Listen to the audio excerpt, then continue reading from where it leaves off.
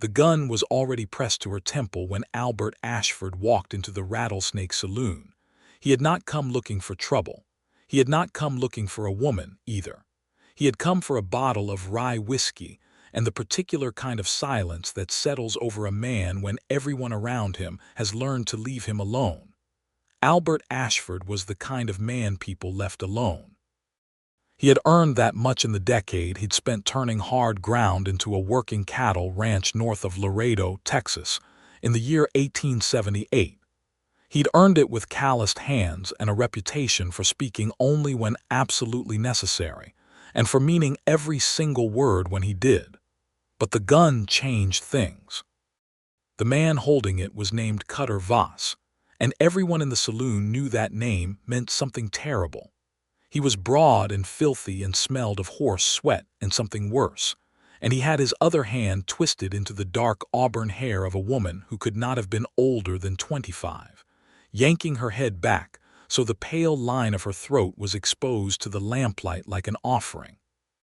Her eyes were wide and dark and furious, not frightened the way you might expect, but furious, as if the indignity of the thing outraged her more than the danger. "She owes me," Voss announced to the room, to no one and everyone. "And what a man is owed he collects." Albert set his hat on the bar. He did not draw his weapon. He did not move quickly. He simply turned and looked at the woman the way a man looks at something that requires understanding before it requires action. She looked back at him, straight back, despite the gun, despite the hand in her hair. Her jaw was set. There was a bruise already forming along her left cheekbone, vivid and ugly against her fair skin, and her dress was dusty from the road, the hem torn at the left side as though she'd been running before she'd been caught. She was a stranger. He owed her nothing. He asked her anyway. "You need help, ma'am." She held his gaze for exactly 1 second.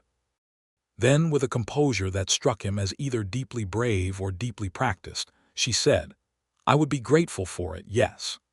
And Albert Ashford, who had not asked a woman a single thing in 4 long, deliberate, armored years, stepped forward into the worst kind of trouble, because something in the way she held her chin up despite the gun to her head made retreating feel like the most cowardly thing he had ever considered. What had brought him to this moment, and what had brought her, was a story that began 6 weeks earlier and several hundred miles north, in a different kind of desperate place entirely. Birdie Mercer had once had a life that made sense. It had made sense the way modest things make sense, not beautifully, not grandly, but with the quiet logic of days that follow one after another without catastrophe. She had grown up in Abilene, Kansas, the daughter of a school teacher and a seamstress, and she had been educated well enough to teach herself, which she had done for 3 years at the small schoolhouse on Chestnut Creek, where 30 children from farming families had learned their letters and their arithmetic from a young woman who genuinely loved the work. She had been 22 when the dark past she had been quietly running from finally caught up to her. The dark past had a name, and the name was Cutter Voss. He had not always been what he was in that saloon. Or perhaps he had always been exactly what he was, and she had simply failed to see it clearly when she was 19, and he was charming in the loose, dangerous way of men who have never been told no by anyone who mattered. He had courted her with the methodical attention of someone who wanted a thing and intended to have it, and she had been 19 and not yet wise enough to understand that wanting and deserving were entirely different matters.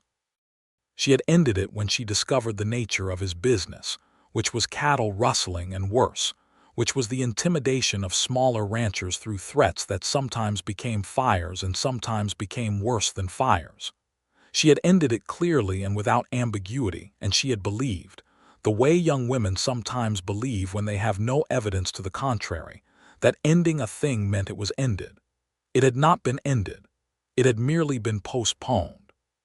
For 3 years Voss had left her alone, and she had taught school and lived quietly and tried not to think about the way he had looked at her when she walked away from him, like a man cataloging a debt. Then the drought came, and the school funding dried up with everything else, and Birdie Mercer had made the decision that would set everything in motion. She had answered an advertisement in the Abilene Chronicle. A ranch owner in Laredo, Texas, was seeking an educated woman to serve as a schoolteacher for the ranch hand's children, the advertisement read, and several children from neighboring properties as well. Room and board provided. Salary negotiable. The name at the bottom had been E. Hollowell, and the address had been a post office box in Laredo. She had written. A response had come back within 2 weeks, crisp and businesslike, confirming the position and the terms, which were fair, and instructing her to take the Southern Pacific Railroad to San Antonio and then the stage to Laredo. She had packed her trunk. She had said goodbye to what remained of her small life in Abilene. She had not told Cutter Voss where she was going, because telling Cutter Voss anything had stopped being something she did 3 years before. But Voss had friends in post offices. He had intercepted the letters. Not immediately, not obviously, but enough to know the general shape of her plans. And so when Birdie Mercer stepped off the stagecoach in Laredo, Texas, on a hot October afternoon in 1878, carrying everything she owned in a single trunk and a canvas bag, she discovered 2 things in quick succession. The first was that E. Hollowell had died 3 weeks earlier of a heart attack, and the ranch had been sold. The second was that Cutter Voss had followed her 800 miles. She had spent 4 days in Laredo trying to find another solution, sleeping in the women's boarding room at the town's one decent hotel, spending money she could not afford, writing letters to contacts in Abilene who could not help her in time. She had inquired about teaching positions and found none. She had inquired about other work and found only the kind that would require her to compromise the last of her self-respect. On the 5th day, she had gone to the Rattlesnake Saloon because the hotel's supply of information about available work had been exhausted, and she'd been told that the saloon's owner, a heavy-set woman named Dolores Fuentes, sometimes knew of respectable households looking for help. It had been a thin hope, and she'd known it was thin, but thin hope is still hope. She had found Dolores, and Dolores had been kind and genuinely sorry, and had said she knew of nothing at present but would ask around, and Birdie had been turning to leave when the door had opened, and Cutter Voss had walked in with 2 of his men, and a smile that was the most frightening thing she had ever seen, because it was patient. "Been waiting on you to run out of options," he'd said. "Figured Laredo would do it." He had grabbed her before she could reach the back door, and that was when Albert Ashford had come in wanting nothing but a bottle of rye and the company of his own silence. Albert Ashford had not been born to ranching. This was something most people in Laredo did not know, because by 1878 he had been in the territory long enough and had worked the land hard enough that the life had become his in the only way that mattered, which was that he had paid for every acre of it with labor and loss.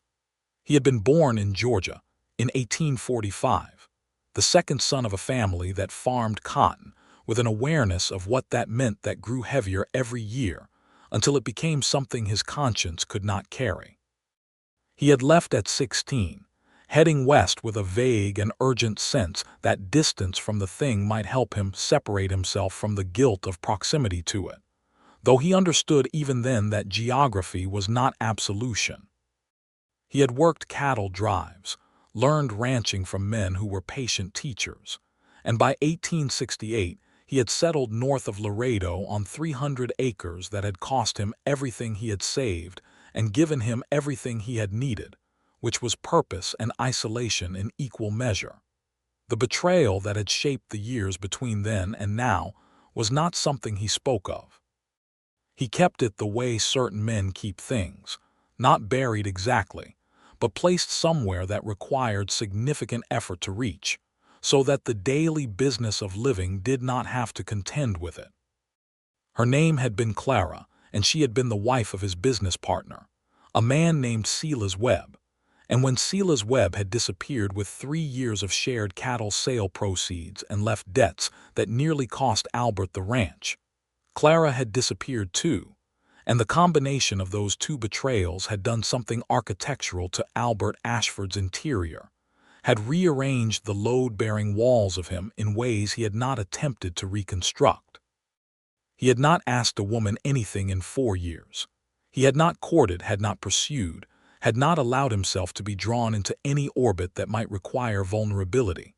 He had focused on the ranch, on his horses, on the particular satisfaction of honest work honestly done. He had built the operation back from ruin. He employed 6 men and had a small herd of 500 cattle and was regarded in Laredo as a man of integrity, if limited conversation. And then he had walked into the Rattlesnake Saloon on a Tuesday evening in October and asked Birdie Mercer if she needed help. What happened next moved quickly, the way things move when a man has decided. Albert crossed the saloon floor in 6 measured steps. He did not hurry, because hurrying would have set Voss's nerves on edge, and Voss's nerves were connected to the trigger finger of a loaded weapon. He stopped at a distance of about 5 feet, which was close enough to be serious and far enough not to be provocative. "Release her," he said. Voss looked at him with the assessing contempt of a man who believed himself to be the most dangerous person in any given room. "This is none of your business, cowboy." "I've made it my business," Albert said. "And you want to be very careful about the next thing you do, because there are 2 men at the bar behind you who work for me, and they've already drawn their weapons." This was a lie. He had come to the saloon alone, but the flicker of uncertainty in Voss's eyes told him the gamble was worth making, and in the half-second that Voss's attention fractured between the threat in front of him and the imagined threat behind, Birdie Mercer did something that altered the entire situation. She drove her elbow back into Voss's ribs with a force that suggested she had been waiting for exactly this kind of distraction, and in the same motion twisted out of his grip, tearing a handful of her own hair in the process without making a sound about it. She was clear of him before the gun could track her, putting a table between herself and Voss in a movement so practiced and precise that Albert revised his understanding of her entirely. This was not a woman who had never been in danger before. Voss pointed the gun at Albert instead, which was, in Albert's considerable experience, a less rational choice, because Albert was now a more complicated target.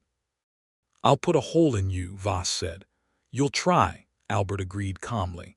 "And then my men behind you will put several holes in you. Is she worth dying over?" The standoff lasted perhaps 12 seconds, which is a very long time when a gun is involved. Then Dolores Fuentes, who had been watching from behind the bar with the calm authority of a woman who had managed difficult situations for 30 years, said clearly and without drama, "Cutter Voss, you can leave this establishment on your own feet or you can leave it in pieces. I've seen both outcomes and I have no preference." She had a shotgun resting on the bar. She had not pointed it at anyone. She didn't need to.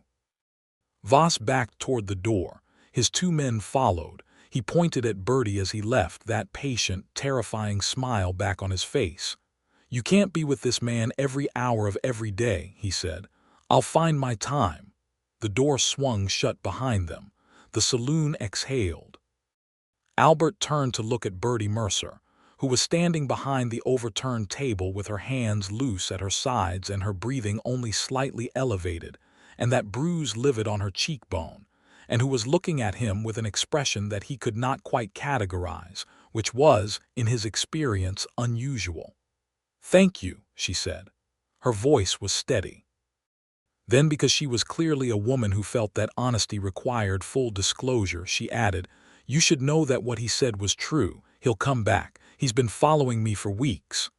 Albert looked at her for a long moment. Then he said, "My name is Albert Ashford. I have a ranch north of town. It's a decent operation." He paused. "Do you need a home?" The silence that followed was not empty.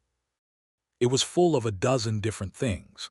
The strangeness of the question, the precariousness of her situation, the impossible mathematics of trusting a stranger because the alternative was worse, and something else too, something that neither of them would have been able to name that night, but that was already present, like a fire laid but not yet lit. Birdie Mercer studied him the way she studied things that required careful understanding. She saw a tall man, perhaps 33 years old, with a face weathered by outdoor labor and eyes the color of strong tea, serious and steady and not unkind. She saw someone who had asked the question the way a man asks something he means precisely and intends to honor. "What kind of home?" she asked, because she was not a woman who accepted ambiguous offers. "A position," he said. "I have children on the ranch who need schooling. The Hands families and 2 from neighboring properties. It's legitimate work, and there's a decent room in the main house that's unused." He seemed to consider whether to say more and then did. "I'm not offering anything other than what I've said." "I understand that," she said. She looked at Dolers, who gave her a small, serious nod that seemed to convey both endorsement and caution in a single motion. She looked back at Albert. "Then yes," she said. "I believe I do need a home." She did not sleep that night, not really. The room Dolers provided for her above the saloon was clean and quiet, and Dolers had sent up a cold cloth for the bruise and a small glass of brandy, which Birdie had used to clean the scrape on her knuckles from the elbow strike rather than drinking it.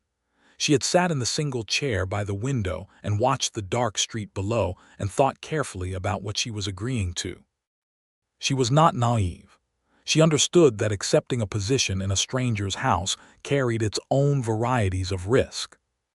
But she was also pragmatic enough to assess the risk she could see against the risk she could not, and the risk she could see, in the form of Cutter Voss's patient, cataloging eyes, was the kind that did not go away on its own. Albert Ashford had asked her a plain question plainly. He had not used the situation to extract anything. He had not looked at her the way certain men look at women they believe to be desperate, as though desperation were an opportunity rather than a condition deserving of simple human decency. He had looked at her as though she were a person whose answer to his question mattered, which was, in her experience, rarer than it should have been. She had written a letter that night to her friend Maud in Abilene, giving the address of the Ashford Ranch and asking Maud to forward any correspondence there. She had also written a very clear-headed account of the evening's events and sealed it in an envelope addressed to the county sheriff, to be opened in the event that anything happened to her. She was not being dramatic. She was being thorough. Albert arrived at 8 in the morning with a wagon, because he had assumed she would have luggage and had been correct. His manner was exactly as it had been the night before, matter-of-fact and respectful, and he helped her load her trunk without making her feel that the help was a burden or an obligation being accumulated. They rode north through a landscape that Birdie found genuinely beautiful in a way she had not expected, the scrub oak and cedar giving way to more open country as they left Laredo, the October sky a deep and saturated blue above them. She had always been able to appreciate beauty even when her circumstances were not beautiful, which was, she believed, an important quality in a person. Albert did not fill the silence with unnecessary talk, which she respected. But when she asked him about the ranch, he answered with a specificity that told her he was proud of the work without being boastful about it. "How many children will I be teaching?" she asked. 7, he said, "ages 6 through 12. The youngest is Tom Pruitt, belongs to my foreman's family. The oldest is Mary Caldwell from the neighboring property. She's already got a solid foundation in reading, but her arithmetic needs work." "And you?" she asked, because she was curious, and because she had decided that the best way to understand a situation was to ask about it directly. "Do you have family on the ranch?" There was a brief pause, the kind that contains a decision about how much to say. "No," he said. "It's just the ranch." She understood from the economy of the answer that there was more to it than that, but she did not press. She had her own things she was not ready to expand upon. They had, in some wordless way, agreed to let each other's locked rooms remain locked for the time being. The ranch was not what she had expected, though she was not sure exactly what she had expected.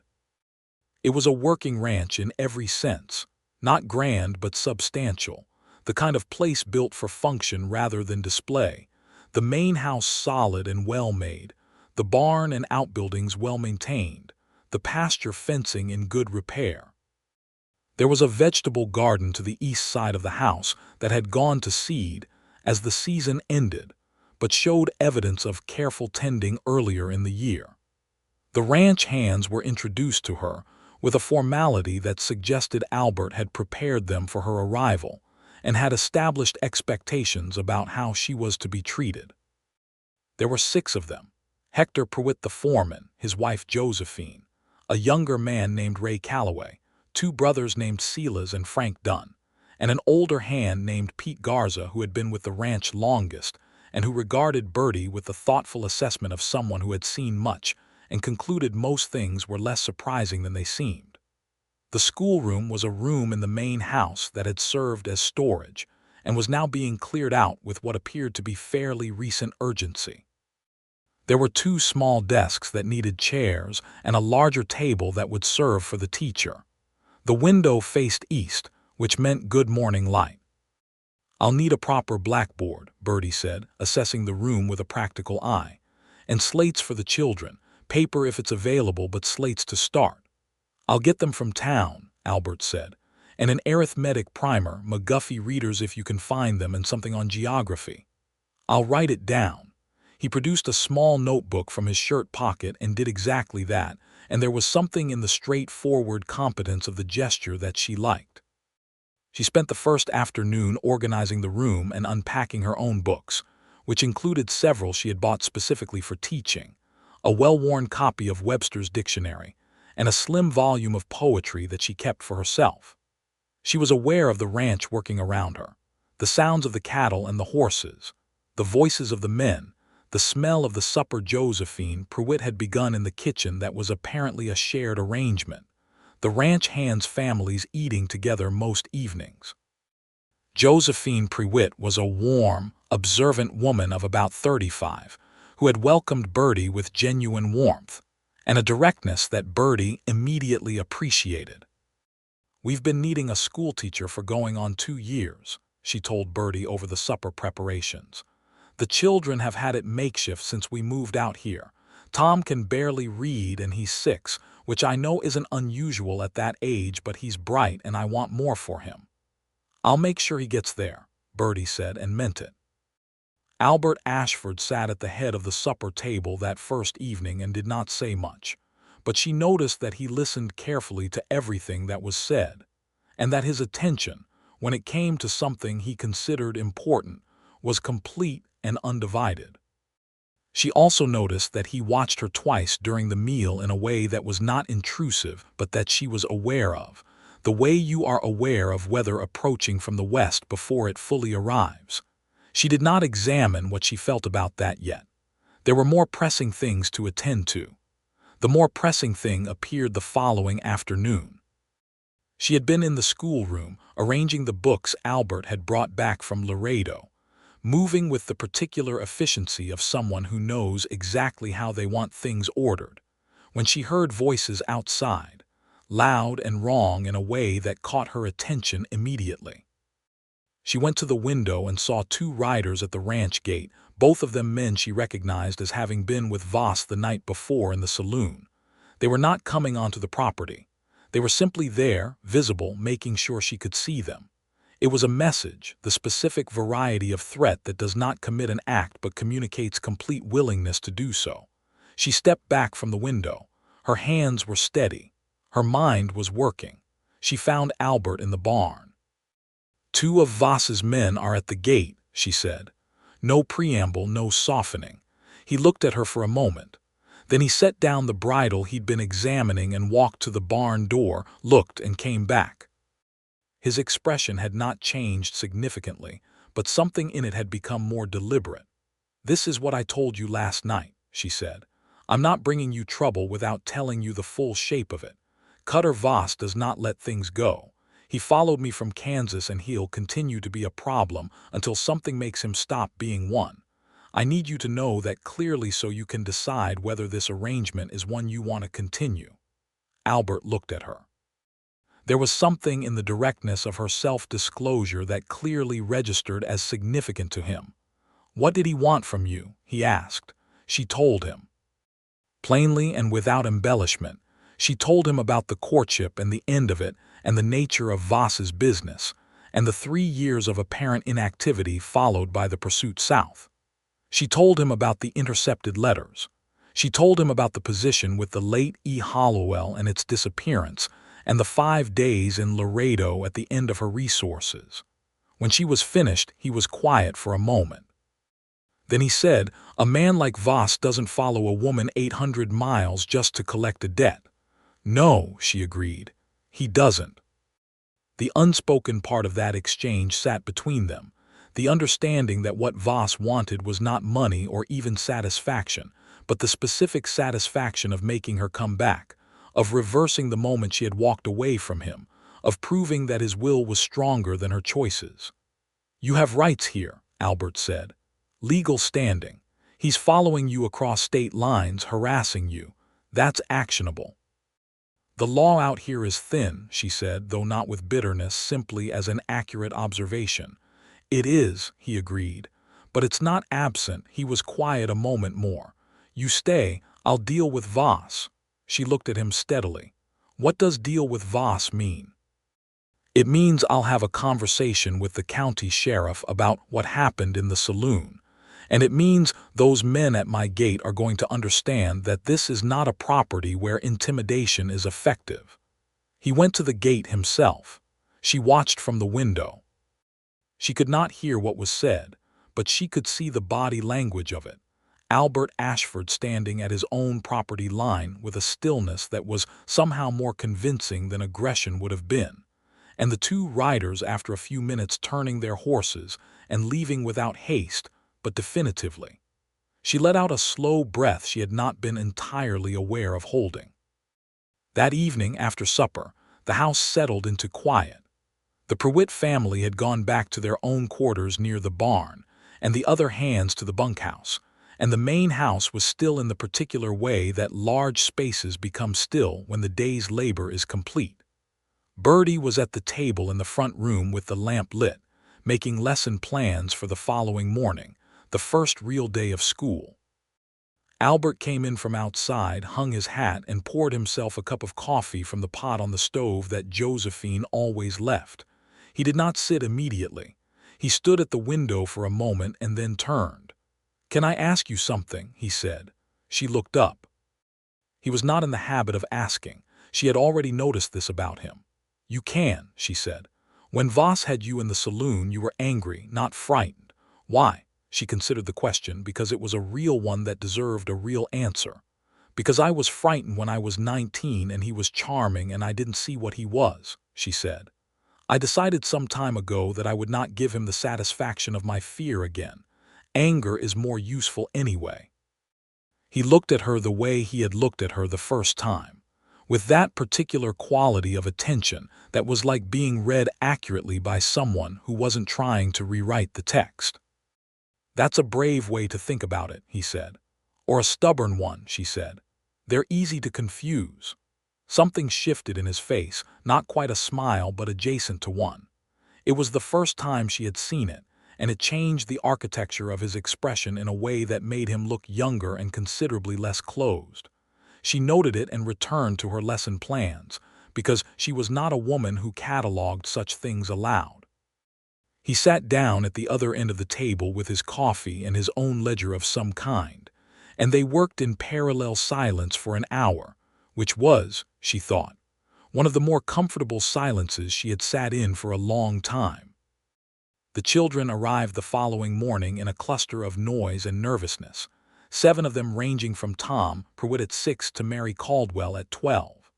Birdie settled them with the calm efficiency of someone who had spent 3 years managing classrooms of children who were skeptical of authority, which all children were by instinct and rightfully so. She did not demand their respect. She demonstrated why she was worth listening to, which was a different and more durable approach.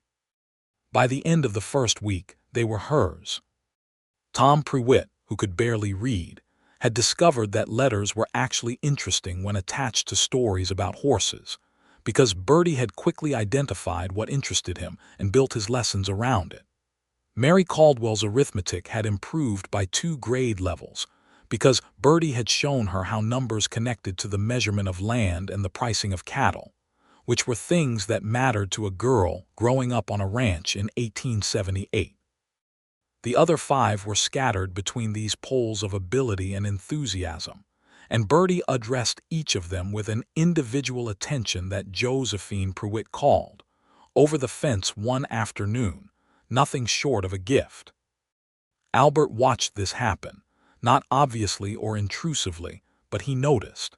He was a man who noticed things, and what he noticed about Birdie Mercer over those first 2 weeks was accumulating in a way he had not authorized and was not entirely certain what to do about. He noticed that she was up before the children arrived always, and that she prepared with the same seriousness with which he prepared his own work day. He noticed that she was direct with the children, not harsh but honest, and that they responded to her directness with a trust that was remarkable and swift. He noticed that she found things funny in the same slightly oblique way he did, not the obvious things but the specific things, the absurdity of particular moments, the irony of particular circumstances. He noticed the way she looked at the evening sky from the porch sometimes, not with the rapturous performance of someone performing appreciation for an audience, but quietly, privately, as if she were collecting it for later. He did not tell himself these things were significant. He told himself he was observing the competence of someone he had employed. He had done a reasonable thing in a difficult situation, and she was proving herself reliable, and it was all very straightforward. Then the letter arrived. It came with the weekly supply wagon from Laredo, a letter forwarded from Abilene, and he could tell from the way her face changed when she recognized the handwriting that it contained something she had not expected. She read it in the schoolroom after the children had gone, and when she came to supper, she was quiet in a different way than her usual quiet, a careful, internal quiet that had weight in it. He did not ask at supper. He waited until afterward, when they were in the habit of sitting in the front room, him with his ledgers and she with her lesson plans, a habit that had formed without either of them consciously deciding to establish it. "There's something troubling you?" he asked. She looked up. She seemed to assess whether to share it. Then she set down her pen. "My friend Maud writes from Abilene that Voss has been asking about me there, not subtly. He went to the school board, told them I had left without proper notice, which is technically accurate since the position dissolved before I could give notice. He's been suggesting to anyone who'll listen that I had reasons to leave that weren't respectable ones." Albert was quiet for a moment. "He's destroying your professional reputation so you have fewer options." "Yes," she said. "It's very well thought out, actually. If I can't work as a teacher, I have fewer resources, fewer choices, more desperation." She said it analytically as she said most things, but underneath the analysis he could hear the strain of it, the particular exhaustion of someone who had been managing a threat for years and was beginning to feel the cumulative weight. "Your reputation here is not at risk," he said. "Everyone on this property knows what you're doing and how well you're doing it." She looked at him. "That's kind of you to say." "It's not kindness, it's accuracy. Those are different things." There was a pause and then she laughed. Not a polite laugh, a real one, brief and surprised, and it took years off her face and lit something in her eyes. "You're right," she said. "They are different things." He looked back at his ledger. He was not smiling. He was being very deliberate about not smiling. "I'll write to the county sheriff tomorrow about the saloon incident," he said. "And I'll speak to a lawyer in Laredo about what legal recourse exists for the harassment. There are laws regarding this kind of sustained intimidation." "I've looked into it," she said. "They're not well enforced." "They'll be enforced," he said, with a flatness that suggested he had already decided this was the case and was merely informing her of it. She studied him for a moment with that careful, reading quality of attention she brought to things that required understanding. "Why are you doing this?" she asked. It was not an accusation. It was a genuine question. He considered the answer carefully. "Because it's the right thing to do," he said. "And because you're here and this is my property, and I don't permit things like Cutter Voss on my property." It was not the whole answer. He was aware it was not the whole answer. But it was the answer he was prepared to give at this point in time, and she seemed to understand both the answer and its incompleteness, and she nodded and returned to her lesson plans. Albert Ashford lay in his bed that night staring at the ceiling and being very honest with himself for the first time in a significant while. He was not feeling what he was feeling because of the principle of the thing. He was feeling it because of her specifically, because of the way she looked at the evening sky, because of the way she'd driven her elbow into Voss's ribs without flinching, because of the way she said exactly what she meant without ornamentation or strategy, and because of the way she laughed when something was actually funny, and because of the way she had told him, when he asked, that she had chosen anger over fear because anger was more useful, and he had recognized in that choice something he had also done, though in his case the anger had calcified into something that was not useful at all, which was the absence of feeling anything. He had been protecting himself for 4 years and had mistaken the protection for healing. He did not know what to do with this realization. He set it aside and went asleep. The confrontation with Cutter Voss, when it came faster than expected. It was a Saturday, 3 weeks after Birdie's arrival at the ranch. Albert had ridden into Laredo to see the sheriff and the lawyer, both of whom had been more helpful than Birdie had anticipated. The sheriff, a methodical man named Arbus, had agreed to send a formal letter of warning to Voss and to document the saloon incident officially. The lawyer had confirmed that what Voss was doing constituted criminal harassment under Texas law, and that if he made physical contact with Birdie again or entered Albert's property uninvited, there were genuine consequences available. Birdie had stayed at the ranch. She had spent the morning working in the vegetable garden, which she had been gradually bringing back into some semblance of order since it appealed to her sense of usefulness to have things growing. Tom Pruitt had helped her, enthusiastically if not efficiently, and they had cleared and turned a good section of soil for early spring planting. Voss came in the early afternoon, while Pete Garza was the only hand on the property, the others having gone with Albert to Laredo or to check the north fence. He came alone, which told her something about his confidence, or his stupidity, or his anger, because the patience he had maintained until now seemed to have frayed. Birdie saw him from the garden and did not run because she had been through this moment enough times in her mind to know what running cost her. She stood up, set down the trowel, and waited. "You've been talking to the law," Voss said. He dismounted with the deliberate unhurry of a man making a point. "That was not smart, Birdie." "My name is Miss Mercer," she said clearly. "And speaking to law enforcement about criminal harassment is not only smart, it is the appropriate and legal response to your behavior." He stopped a few feet from her. She could see that he was angrier than she had seen him before, the patience stripped away to reveal something rower and less controlled underneath. "You think some cowboy with a nice ranch is going to keep me from what I want?" "I think the law is going to," she said. "But yes, I also think Albert Ashford is capable of it. What do you want, exactly? Because I have been asking myself that for several years, and the answer seems to be that you want to own a person, and I need you to understand as plainly as I can say it that that is not something that is available." "You walked away from me," Voss said, and the way he said it was illuminating, because it was not angry in the way a man is angry about an injustice done to him. It was angry the way a man is angry about a thing he was told he could have and was then denied, which was a very different thing. "I did," she said, "because you were not what I thought you were, and because what you are is not something I can be near."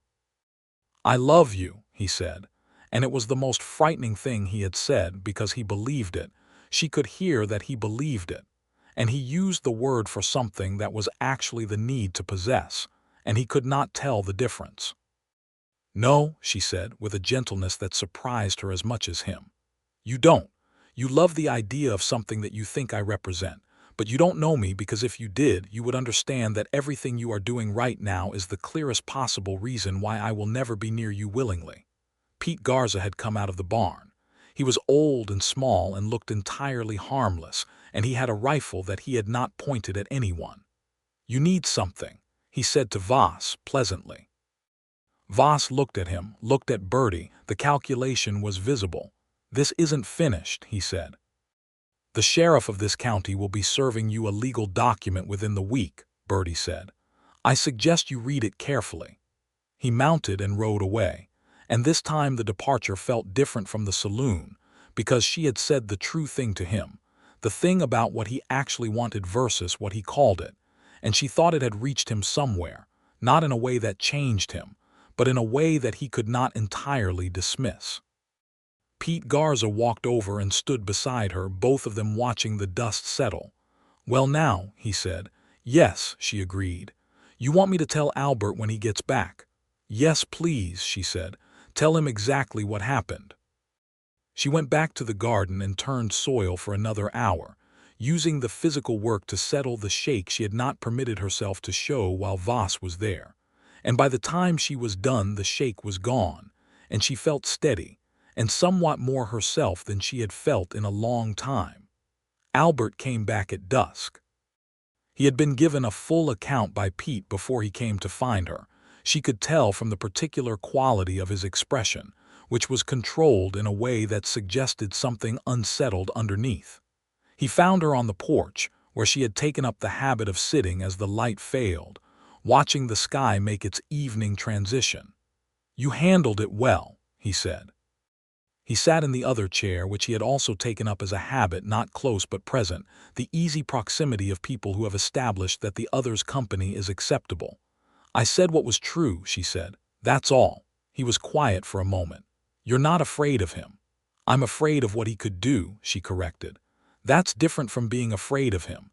Being afraid of him would make me smaller. Being aware of his capacity for harm makes me smarter." He was quiet for another moment, and then he said, "Clara was not afraid of anything either. She was very still."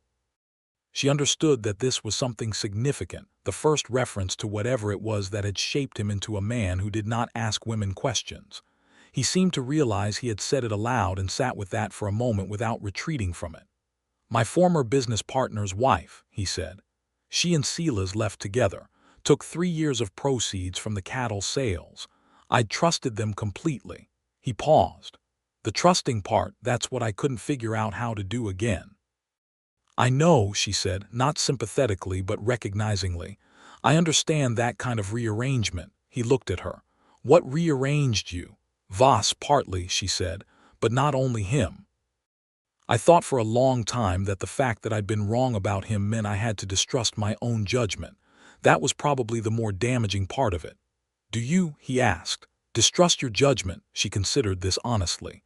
"Less than I did," she said. "Being here has helped with that, actually." He looked back at the darkening horizon. After a while he said quietly, "I'm glad you're here." She heard the weight in the simple words, the cost of them for a man like him. She did not respond immediately because she wanted to be accurate rather than reflexive. Then she said, "I'm glad too, Albert," the first use of his name. It landed between them with a small, particular significance that neither of them remarked upon. The weeks that followed had a rhythm to them that Birdie found herself, with increasing regularity, looking forward to. The schoolroom was going exceptionally well. Tom Pruitt was reading simple sentences by the end of the second month, and Mary Caldwell had written an essay about the geography of Texas that demonstrated a mind that would take her far if she was given the tools. The other children were progressing well, each in the way specific to their particular variety of ability and attention. Birdie had also begun doing small things around the main house, not because they were required of her, but because the house, she could see, had been maintained with functional competence and very little warmth, the kind of home kept by someone who lived in it alone and had made peace with its essential blankness. She didn't overreach. She added a few things, a small arrangement of dried grasses and wildflowers on the table, the curtains in the front room opened in the morning to catch the light, a better organization of the kitchen stores that made cooking more practical. Albert noticed but said nothing, and his noticing and not saying became its own kind of acknowledgement. November came in cold, the first genuine Texas cold snapping down from the north and making the mornings sharp and bright. The cattle needed moving to the lower pasture, which was a major operation requiring all hands, And Albert was gone from the house before dawn several days running, coming back at dusk tired and methodical, washing up before supper and sitting at the table with the deliberate focus of someone refueling. On one of these evenings, Birdie had made a pot of soup from the remains of the Sunday roast and the late vegetables from the garden, and when he came in and smelled it, he stopped in the kitchen doorway for a moment in a way that told her something she did not have to ask about. He had not expected it. He had not expected anyone to cook for him specifically, as opposed to the general supper rotation. "You didn't have to do that," he said. "I know," she said. "I wanted to. Sit down." He sat down. He ate 2 bowls of soup without speaking, which she took as high praise. Then he said, with a careful casualness that she recognized as not entirely casual, "This is the best thing I've eaten in quite a while. I heard you this morning at 5 a.m. making coffee and eating a cold biscuit," she said. "A man can't move cattle for 12 hours on a cold biscuit." He looked at her. "You heard that. The house is not that big, Albert."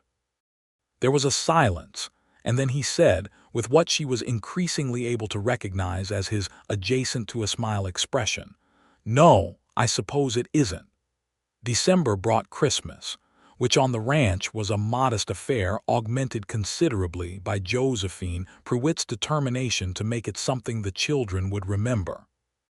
There was a pine tree cut and brought in, which Tom Pruitt regarded as the greatest event in living memory. There were paper decorations, which Birdie helped the children make in the schoolroom the week before. There was a supper that represented the combined effort of both Josephine and Birdie and lasted 2 hours and was, by general acclamation, exceptional. Albert sat at the table that night surrounded by the noise and warmth of the people who lived on his property, and he was not an expressive man. She had learned this thoroughly by now, but she could see that he was content in a way that was different from his usual contained self-sufficiency, and she thought he might even be happy, or something near enough to it that the distinction didn't much matter.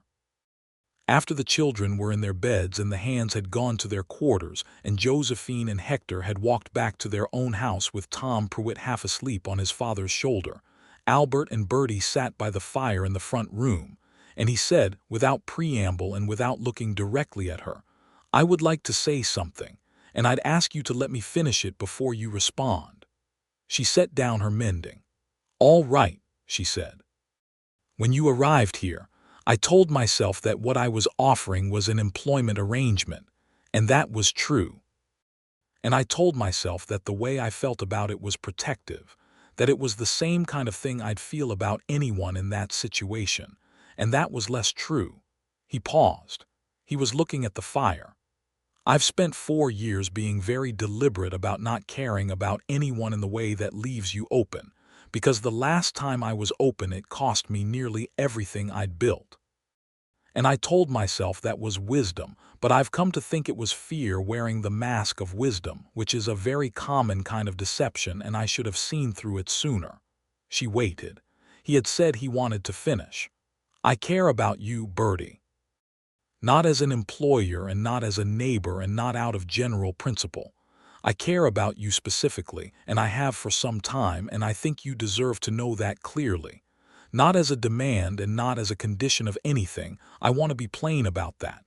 Your place here is yours regardless of what you think about what I've just said." He stopped. He looked at her.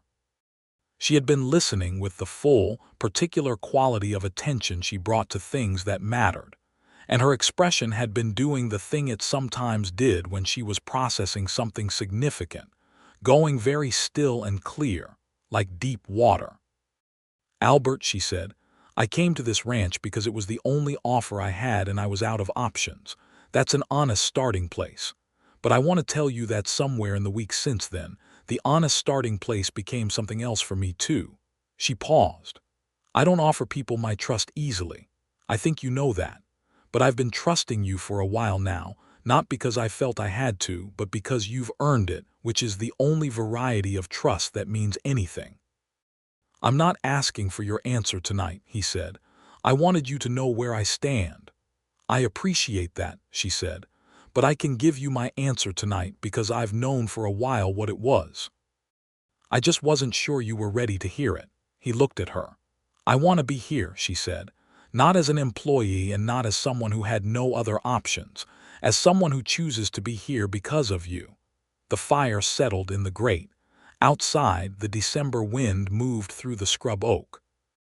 Inside the front room of the Ashford Ranch main house, two people who had both been shaped by betrayal and loss and the careful construction of interior walls found themselves on the same side of those walls, which was something neither of them had expected, and which was entirely, completely welcome. He reached across the space between their chairs and took her hand. He held it with the same careful deliberateness he brought to everything.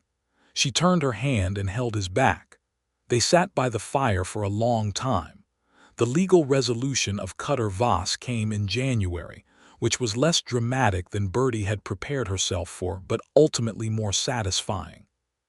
Sheriff Arbus had done his work methodically, and the documented harassment case, including the sworn accounts from multiple witnesses to the saloon incident and the sworn account of the January visit to the ranch, combined with the cross-state nature of the pursuit, had been sufficient to bring formal charges. Voss had been arrested in Laredo on the second Friday of the new year, brought before a circuit judge, and given a choice between a substantial fine and jail or returning to Kansas and staying there permanently. He had chosen Kansas. Birdie had heard this news from Albert, who had come in from town with it on a cold, clear afternoon, and she had sat with it for a moment in the front room, feeling something careful and quiet settle in her like the last piece of a long-standing tension releasing. "It's over," she said. "Yes," he said. She looked at him. "I want to say something." "Say it," he said. "You didn't have to do any of this. The sheriff, the lawyer, any of it. You could have offered me the teaching position and left the rest of it to me to handle, which is what most men would have done." She paused. "I want you to know that I understand the difference between what was required and what you chose." Albert looked at her steadily. "There wasn't a version of this where I watched a man like Voss continue to frighten you and did the minimum required," he said. "That's not how I work." "I know," she said. "That's why I'm telling you I understand it." The space between the two of them had been narrowing by mutual and unspoken agreement since Christmas Eve, and with the Voss situation resolved, the last of the external pressures that might have been affecting her judgment or his generosity was gone. What remained was simply two people who had found each other by improbable accident in a saloon in Laredo, and had been discovering, over 4 months, that the accident had a kind of inevitability to it when you looked at it from the right angle. He asked her formally on a Saturday in February. He had taken her riding in the morning, which had become one of their shared habits, Birdie having proved a competent and genuinely enthusiastic horsewoman, and they had ridden to the north end of the property where a low ridge gave a long view of the surrounding country. And it was an extraordinary morning, cold and clear, the winter light making everything look like it had been cut from metal. He said, looking at the horizon, "I've been thinking about asking you to marry me. I've been thinking about it for a while. I'm aware that we've known each other for 4 months, which is a short time, but I've also come to think that time is not the only measure of how well you know someone. I know you well enough to know that a life with you in it is something I want, and I believe you know me well enough to give me an honest answer either way." She sat on her horse in the cold February morning and looked at the long view of the country spread out before them, and she thought about a girl in Abilene who had once made a terrible misjudgment about a man and had spent years being careful not to make another one, and she thought about the fact that being careful was not the same as being closed, and that the two had been, for a while, very difficult to tell apart. "Yes," she said. "That's my honest answer." He looked at her.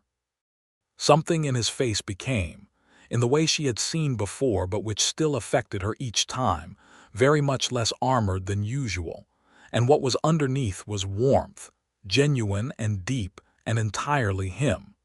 He reached across the space between their horses and took her hand.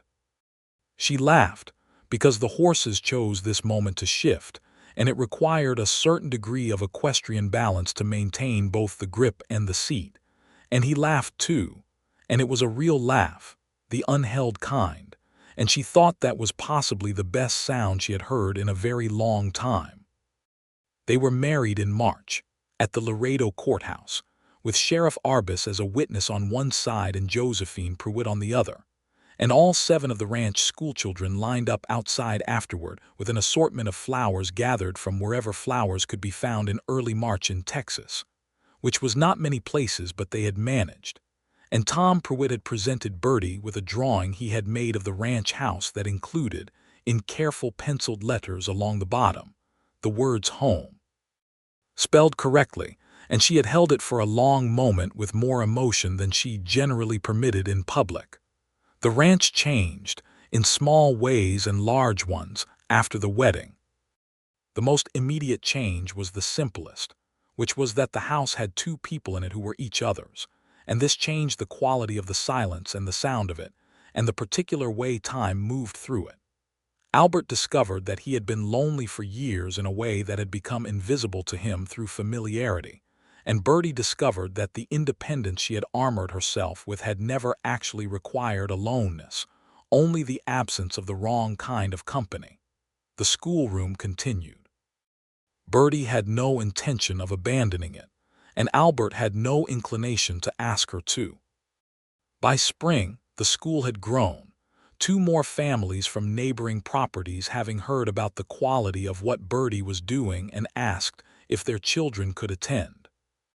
She said yes, and reorganized her lesson plans to accommodate 11 children instead of 7, and wrote to a teacher training school in San Antonio asking for the most recent pedagogical recommendations, and received back a package of materials that she spent 3 evenings studying with the focused intensity she brought to things she cared about. Albert watched her read, and thought that he could spend a very long time watching Birdie Mercer read, and never find it less interesting.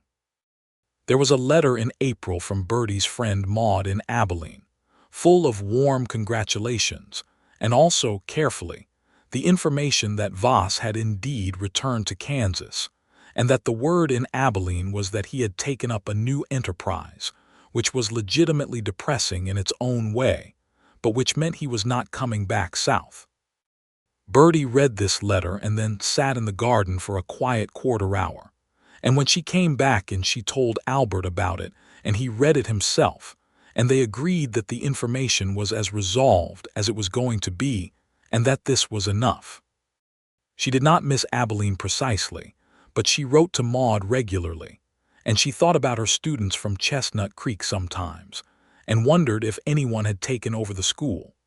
She had built a life there once, and it had been cut away by drought and circumstance and Voss's maneuvering, and she did not regret what had replaced it, but she was honest enough with herself to acknowledge that loss is still loss even when what follows it is better. Summer brought the serious work of the ranch, the long cattle drives to the railhead at San Antonio, the mending of fences broken by winter, the branding of the spring calves. Albert was often gone early and back late, and Birdie managed the house and the school, and found that the work filled her time completely and satisfyingly. Hector Pruitt's youngest daughter Lucy was born that June, and Birdie sat with Josephine through the labor because the nearest doctor was 2 hours away, and Josephine had asked her to stay. And afterward, holding the red-faced, astonishing small person while Josephine rested, and Hector wept quietly in the corner with no apparent self-consciousness about it, Birdie felt something that she couldn't quite categorize shift gently in her chest. She told Albert that evening, lying in the dark of their room, that she had been thinking about children. She said it plainly, without preamble, because that was how she said things. He was quiet for a moment, and then he said he had been thinking about the same thing. Specific thoughts, she asked. Along the lines of hoping it would happen, he said. She smiled in the dark. That's a good starting place. By August, she knew. She told him on a Sunday morning before anyone else was awake, in the kitchen, over coffee, and his face when she said it was the most unguarded she had ever seen it, the walls down completely, something raw and bright and absolutely genuine looking back at her, and he crossed the kitchen and held her with a careful, complete tenderness that made her close her eyes. "Are you well?" he asked into her hair. "Very well," she said. I feel perfectly fine, actually. He pulled back and looked at her. You're going to tell me not to make a fuss. I'm going to tell you to make exactly the amount of fuss that seems appropriate, she said, and to understand that my threshold for appropriate is somewhat higher than most people's. I understand that about you, he said, and smiled the full kind. She smiled back. The pregnancy progressed well through the fall. The school reached 14 students, which necessitated a proper expansion of the schoolroom, and Albert and Hector spent a weekend in October framing and finishing an addition that doubled the space, working with the practical efficiency of men who know how to build things from the ground up. Birdie organized the new room with the same methodical care she brought to everything, and stood in the middle of it when it was done, and felt a deep satisfaction that was partly about the room and partly about the life that had been built around it. The baby came in April of 1880, 15 months after the wedding. It was a boy. Albert Ashford the younger, who was named for his father at Albert's quiet, slightly awkward, entirely genuine request, arrived on an April morning with a remarkable quantity of dark hair and a set of lungs that Tom Prewitt, outside the house, reported to all the other children as the loudest thing he had ever heard.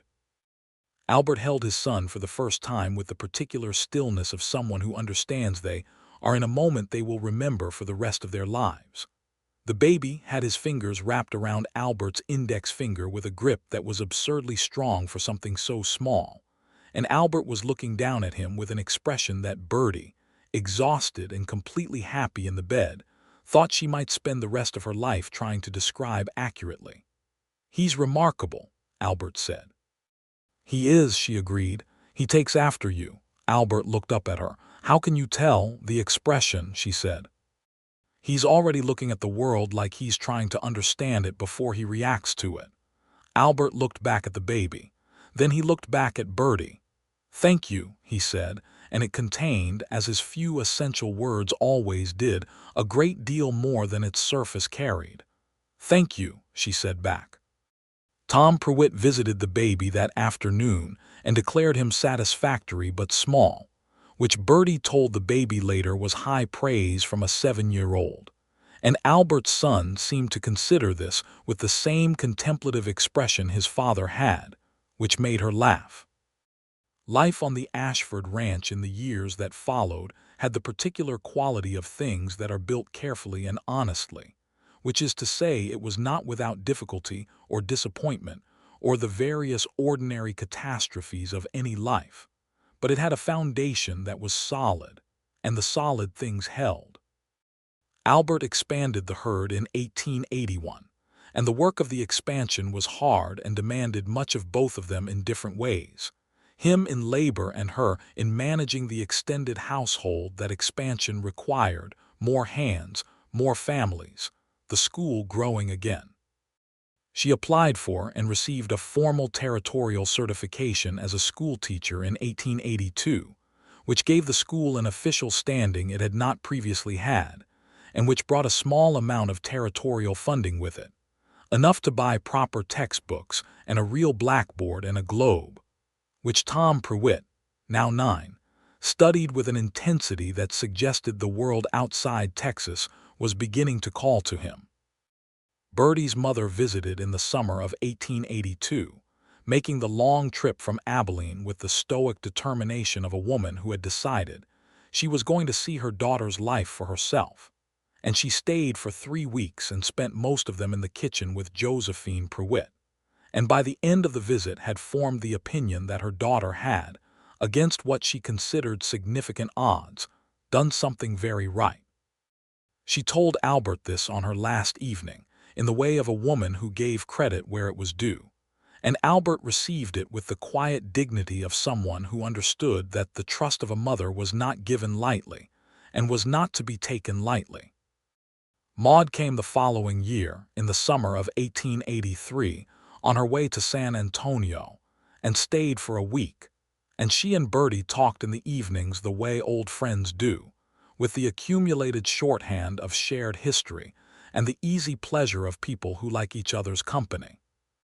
Maud had news of Abilene, including the information that Cutter Voss had apparently married a woman in Kansas City, which Birdie received with a complicated mixture of feelings she sorted through carefully and arrived at. She hoped the woman was safe, and she hoped Voss had in fact become someone different, and she was not optimistic about the latter but was sincere about the former. She did not wish him harm. She simply wished him gone from any future relevance to her own life, which appeared to be the case. Maud met Albert properly and told Birdie the last evening before she left that she finally understood what Birdie had meant about his eyes, which were, she confirmed, exactly as described. "What did you describe?" Albert asked when Birdie told him this. "That they're tea-colored," she said, and steady. He looked at her. "Tea-colored. Is that objectionable?" "No," he said after a moment. "I've been called worse." The second child came in 1884, a girl they named Caroline Margaret, who arrived in the world with a disposition that seemed, from the very beginning, to find everything interesting. Tom Prewitt, now 11, was tremendously impressed by her and adopted a proprietary fondness for the Ashford children in general that he would maintain for the rest of his life. Little Albert, at 4, greeted his sister with the solemn generosity of a child who had been prepared well, which Birdie had done with care, and spent the afternoon of her arrival informing every person on the ranch that the baby was his sister and her name was Caroline, and she was very loud, but she could not help that yet. Albert held Caroline the way he had held his son, with the same complete stillness, and Birdie watched him and felt the particular quiet fullness of a happiness that has been built rather than found, which is the more durable kind. They expanded the schoolroom again in 1885, because by then the school had 23 students and a waiting list from families further out on the range. Birdie hired an assistant teacher, a young woman named Ruth Calloway, who was Ray Calloway's sister, and had come out from Houston with a genuine aptitude for the work. They taught together well, Birdie taking the older students and Ruth the younger ones, and the school became, by the mid-1880s, genuinely something, known enough that the Territorial Education Board sent a representative out to assess it and came back with a written commendation. Albert read the commendation twice and said nothing, but he folded it carefully and put it in the same drawer where he kept the deed to the ranch and the children's birth records, which was his version of saying everything. There was a third pregnancy in 1886, and a third child in early 1887. They named him James Henry, after Birdie's father, and he came out with a temperament that was apparently entirely his own, sunny and loud, and given to fits of laughter that began almost immediately and never really stopped. Caroline regarded him with the thoughtful assessment of a 3-year-old and announced that he was good, which Albert privately told Birdie was the highest compliment their daughter tended to offer. Little Albert, 6 now, had his father's eyes and his mother's directness, and had been reading since he was 4, because how could he not, with a mother who had made reading seem like the most interesting thing a person could do. He went to school with the other children and sat in the front now, a distinction he had earned by being the one who asked the most questions, not always the easiest questions, which Birdie found privately delightful and professionally challenged her in exactly the right ways. The ranch in 1888 was a different operation from the one Albert had been running when Birdie arrived, not because it had grown away from its original character, but because it had grown into its potential. The herd was over 800 cattle. The land was well managed, the fences in excellent repair, the relationship with neighboring ranchers cordial and mutually beneficial. Albert had the reputation in the county of being a man whose word was worth exactly what he said it was, which he considered the most accurate thing anyone had said about him. Birdie had a reputation of her own, earned over a decade of work, the school that had started with 7 children and grown to 23. The teacher she'd trained who had gone on to establish a school in the next county, the quiet but consistent advocacy she engaged in for the families in the area who needed resources, and help navigating the systems that were supposed to serve them. One October evening in 1888, exactly 10 years after a Tuesday night when a man had walked into the Rattlesnake Saloon wanting silence, and ended up asking the most consequential question of his adult life, Albert and Birdie sat on the porch of the ranch house in the same way they had always sat, not close in the performative way of people demonstrating affection, but close in the settled, unambiguous way of people who have made themselves a shared home.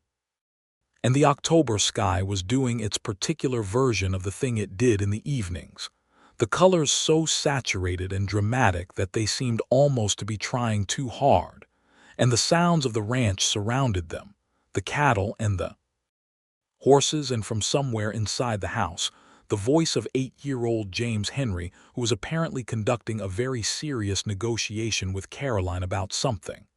"I've been thinking," Birdie said. "Tell me," Albert said. "That when I came here I thought I was accepting a compromise," she said. "Not entirely, but somewhere in my thinking was the idea that this was a solution to a problem rather than the beginning of something. I want to say that I understand now that I was wrong about that." He looked at her. "When did you understand it?" she considered. "Honestly, somewhere around Christmas of that first year, when you said you were glad I was here. Because I had been telling myself for weeks that I was here because it was sensible and safe and I had a legitimate role, and when you said that, I realized I had been pretending not to know something I already knew." He was quiet for a moment. "What did you know?" "That it wasn't sensible or safe," she said. "It was something much more interesting than that." He looked at the horizon. The light was extraordinary tonight.